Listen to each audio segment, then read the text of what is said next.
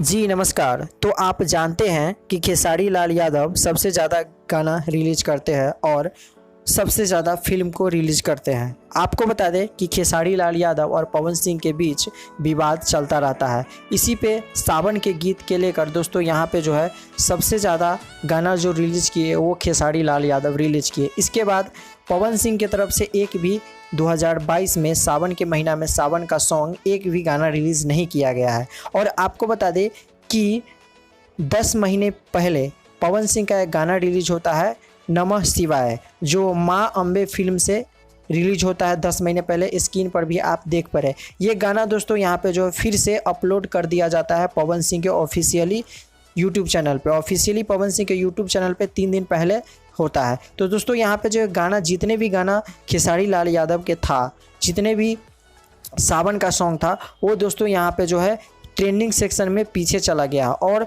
पवन सिंह का सबसे आगे है। तो पवन सिंह का 10 महीना पहले यानी कि पीछे साल का पुराना गाना दोस्तों यहाँ पे जो 3 दिन पहले रिलीज कर दिया गया, वो गाना 8 नंबर ट्रेंडिंग सेक्शन पे चल रहा है और बोलबम बोला हारमोनिया पे खेसारी लाल के 11 नंबर सेक्शन पे चल रहा है। दोस्तों यहाँ पे जो है कुछ लोग यहाँ पे जो है पवन सिंह के जो फैन है वो चाह रहे हैं, और इन गाना के बारे में कुछ लोगों को पता नहीं है कि ये गाना नया है, और नया की वजह से इतना व्यू आने की वजह से यहाँ पे जो ट्रेंडिंग सेक्शन में खेसारी लाल यादव से ऊपर निकल चुके हैं। तो इसी पे यहाँ पे जो है किन्हीं को पता नहीं। तो आपको बता दें ये गाना 10 महीना पुराना है और ये गाना नया यूट्यूब चैनल यानी कि जो पवन सिंह का YouTube channel officially YouTube channel है उस पर रिलीज कर दिया गया है 3 दिन पहले। और ये गाना फैंस को लगा कि दोस्तों एक नया गाना है, और गाना इतना व्यू बटोर लिया कि दोस्तों यहाँ पे जो है लगातार ट्रेंडिंग सेक्शन में सबसे आगे, यानी कि हारमोनिया को पछाड़ते हुए जो बोलबम का सॉन्ग है वो सबसे आगे निकल चुका है।